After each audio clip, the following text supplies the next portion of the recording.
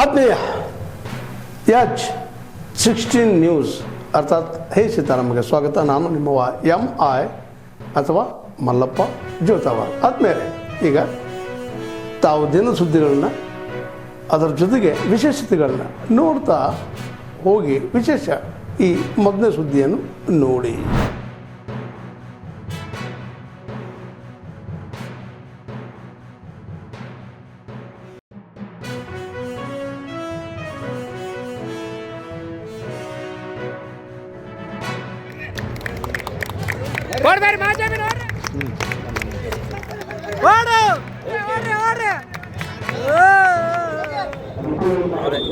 ನೋಡ್ತಾರೆ ಗೊತ್ತಾಗಲ್ಲ.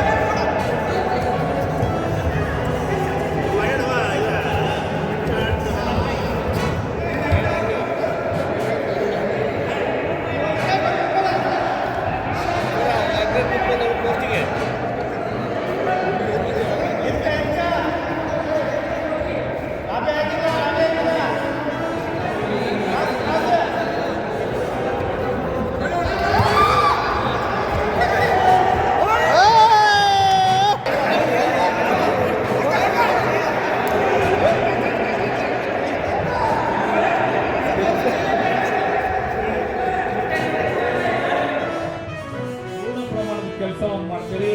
ನಿಮ್ಮ ಕಾರ್ಯಕ್ಕೆ ಬಹಳ ಶ್ಲಾಘನೀಯ ಕಾರ್ಯ.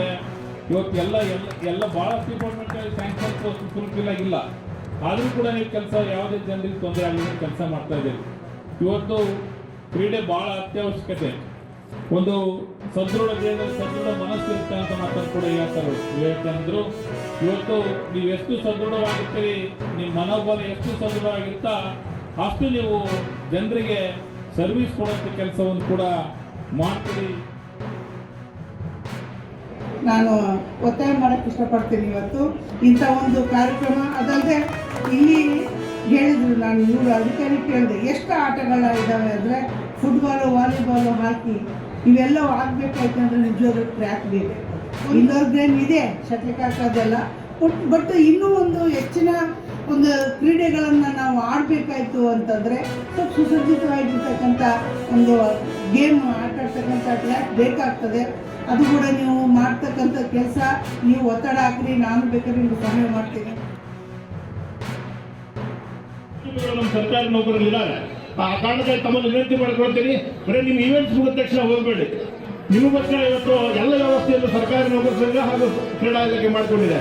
ಇವರು ಅದಕ್ಕೂ ಮುಂದೆ ಹೋಗಿ ನಮ್ಮ ಜಿಲ್ಲಾಧಿಕಾರಿಗಳು ಪೂರ್ವ ಸರ್ವೇಂದ್ರ ಕ್ರೀಡೆಗಳಿಗೆ ಏನು ಬೇಕು, ಕ್ರೀಡಾಪಟುಗಳಿಗೆ ಏನು ಬೇಕು ನಾವು ಚಿಂತನೆ ಮಾಡಿ ಇವತ್ತು ಊಟದ ಜೊತೆಗೆ ಬಾಳೆಹಣ್ಣು ಕೊಡ್ತಾ ಇದ್ದಾರೆ, ನಾಳೆ ಊಟಗಳಿಗೆ ಪ್ರತಿಯೊಂದು ಎಗ್ಗನ್ನು ಕೊಡಿಸ್ತಾ ಇದ್ದಾರೆ. ಆ ವ್ಯವಸ್ಥೆಯನ್ನು ನಾವೆಲ್ಲ ಈಗಾಗಲೇ ಮಾಡಿಕೊಂಡಿದ್ದೀವಿ. ಈ ರೀತಿಯಾದ ಕ್ರೀಡಾಕೂಟ ಕೊಪ್ಪಳ ಜಿಲ್ಲೆ ನಡೀತಾ ಇರೋವು ನಮ್ಮ ದೈಹಿಕ ಶಿಕ್ಷಕರು ಈಗಾಗಲೇ ಅಚ್ಚುಕಟ್ಟಾಗಿ ವ್ಯವಸ್ಥೆಯನ್ನು ಮಾಡಿಕೊಂಡಿದ್ದಾರೆ. The logo has been selected from over 1,900 entries received through an open competition. I would like to congratulate the teams for the effort and thank all the participants. Excellency, India is hosting the AI Impact Summit next month. Our approach to AI is human-centric, inclusive and focused on its responsible and ethical use. I think it's very similar to the approach of Europe. We are confident that the dual year will encourage greater institutional and industry-led collaboration. Economic partnership is an important pillar of our relationship. Spain is among India's important trade partners in the EU, and our bilateral trade in goods has crossed $8 billion in recent years. Spanish companies have a significant presence in India, particularly in infrastructure, renewable energy, urban mobility, engineering, water management and smart cities. Indian companies are also active in Spain in IT, pharmaceuticals and automotive components. We see considerable potential to further deepen this business cooperation. Airbus Tata C295, the final assembly line in Vadodara, was jointly inaugurated by our leaders in October 2024. We are expecting the first made in India C-295 aircraft to roll out of the factory before September this year. It reflects the growing depth of our defense industrial collaboration and our commitment to build resilient manufacturing capabilities. Minister, our partnership is enriched by strong cultural ties, the popularity of yoga, Ayurveda and Indian culture in Spain, and the growing interest in Spanish language and culture in India reflect the deep people-to-people connect between our societies. Tourism is also an important and growing pillar of our partnership. People-to-people links serve as a living bridge between India and Spain. We are committed to facilitating greater mobility, education exchanges, and institutional partnerships. Excellency, the world order, it is more imperative than ever before for nations to collaborate on shared challenges.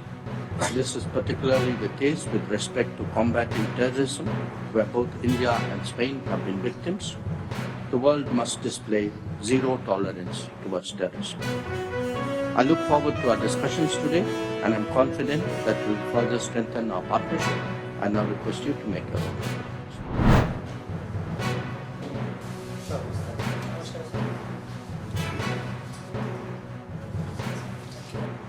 Hold, sir. Hold, sir.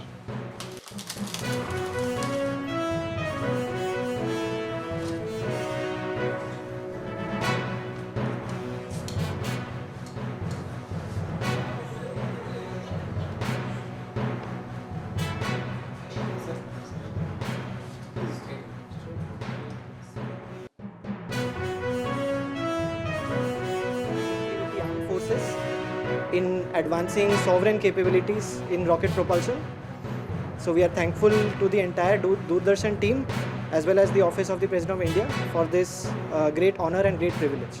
The invitation was very unique. It was a true symbol of the Indian culture, and we are proud to receive this invitation, which represents the true ethos of Indian culture.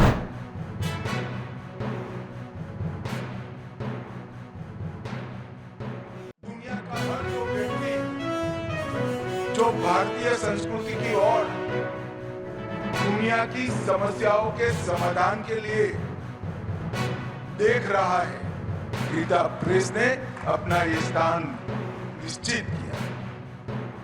श्रद्धेय सेठ जी, जय दयाल जी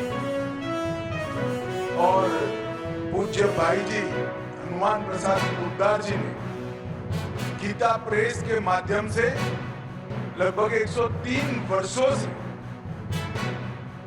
सनातन धर्म की ये law जो है उसको ताकत देने का काम किया। उन्होंने करोड़ों लोगों को भक्ति के माध्यम से आध्यात्म की ओर प्रेरित किया और आध्यात्म के रास्ते पर आगे चलते चलते मोक्ष तक का रास्ता प्रशस्त करने का मार्ग खोला। इन्होंने इस देश की संस्कृति को, सनातन संस्कृति को हर व्यक्ति, हर घर, हर परिवार उसके हृदय में अटूट श्रद्धा भारतीय संस्कृति के प्रति निर्मित करने का काम गीता प्रेस ने किया। ತಾವೆಲ್ಲ ಇಲ್ಲಿವರೆಗೆ ಸುದ್ದಿಗಳನ್ನು ನೋಡಿದಿರಿ, ಜೊತೆಗೆ ವಿಶೇಷ ಘಟನೆಗಳನ್ನು ಸಹ ನೋಡಿದಿರಿ. ಅದು ನಿಮ್ಗೇನು ಅನ್ನಿಸ್ತು? ನಿಮಗೆ ಲೈಕ್ ಮಾಡಿರಿ, ಶೇರ್ ಮಾಡಿರಿ, ಕಾಮೆಂಟ್ ಮಾಡಿರಿ, ಜೊತೆಗೆ ಸಬ್ಸ್ಕ್ರೈಬ್ ಮುಗಿಸ್ಬಿಡ್ರಿ. H16 ನ್ಯೂಸ್ ಅರ್ಥಾತ್ ಸಿದ್ದರಾಮಯ್ಯ ಸತ್ಯದ ಕೈಗನ್ನಡಿ ವಂದನೆಗಳು.